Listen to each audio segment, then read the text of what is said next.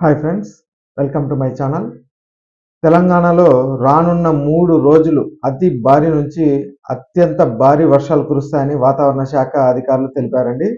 మరోవైపు హైదరాబాద్లో కూడా భారీ వర్షాల నేపథ్యంలో 2 రోజులు నగరంలో పాఠశాలలకు సెలవు ఇవ్వాలని హైడ్రా కోరినట్లు తెలుస్తోంది. ఈ క్రమంలోనే భారీ వర్షాలు కురుస్తాయనే హెచ్చరిక నేపథ్యంలో 2 రోజులు విద్యార్థులకు సెలవు ప్రకటించారా లేకపోతే లేదా అనే వివరాలు ఈ వీడియోలో అయితే తెలుసుకుందాం. మీరు ఇంతవరకు నా ఛానల్ సబ్స్క్రైబ్ చేసుకోకుండా ఉంటే దయచేసి సబ్స్క్రైబ్ చేసుకోండి. దీనివల్ల నేను చేసే ప్రతి వీడియోకు నోటిఫికేషన్ మీకు అందుతుంది. అలాగే లైక్ చేయండి, షేర్ చేయండి. మీరు ఇచ్చే ఒక్క లైక్, మీరు చేసే సబ్స్క్రిప్షన్ మాకు ఎంతో ఎంకరేజింగ్గా ఉంటుంది. వీడియోని ఎక్కడ స్కిప్ చేయకుండా చివరి చూడండి. ఆలస్యం చేయకుండా వీడియోలోకి అయితే వెళ్ళిపోదాం.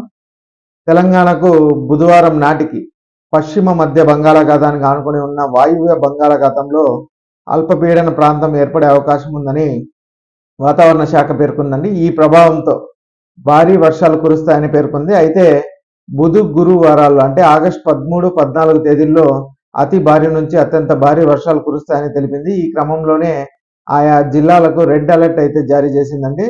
రాష్ట్రంలో భారీ వర్షాలు కురుస్తాయనే హెచ్చరికల నేపథ్యంలో సీఎం రేవంత్ రెడ్డి ఉన్నత అధికారులతో సమీక్ష అయితే నిర్వహించారు. ఈ క్రమంలోనే స్కూల్స్ అలాగే కాలేజెస్కు సెలవు ఇవ్వాలా వద్దా అనేది పరిస్థితిని బట్టి అంచనా వేసుకోవాలని అధికారులకు ఆదేశించారండి. పాఠశాలలు అలాగే కాలేజీలు నడపాలా లేకపోతే సెలవు ప్రకటించాలా అన్నది స్థానిక పరిస్థితులకు అనుగుణంగా అధికారులు నిర్ణయం తీసుకోవాలని చెప్పారు.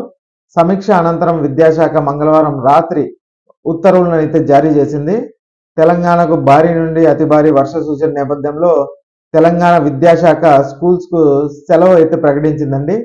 హనుమకొండ, వరంగల్, మహబూబ్, యాదాద్రి భువనగిరి అలాగే జనగామ జిల్లాల్లోని అన్ని ప్రభుత్వ ప్రైవేట్ పాఠశాలలకు 13, 14వ తేదీన సెలవు ప్రకటించింది. ఇంకా జిహెచ్ఎంసి పరిధిలో 13, 14వ తేదీలో పాఠశాలలకు అంటే ఈ 2 రోజులు కూడా ఒక్క పూట సెలవు ప్రకటించింది. అంటే మార్నింగ్ స్కూల్స్ ఉంటాయి, మధ్యాహ్నం అయితే సెలవు ప్రకటించింది. ఏమంటే వర్షాలు మధ్యాహ్నం పైన పడుతున్నాయి కాబట్టి ఒక్క పూట బడి అయితే పెట్టుకుంటున్నారు ఈ 13, 14. ఇది కేవలం జిహెచ్ఎంసి పరిధిలో మాత్రమే. ఇక జిహెచ్ఎంసి పరిధిలో అన్ని పాఠశాలలు ఉదయం పూట మాత్రమే తరగతులు నిర్వహించనున్నాయండి.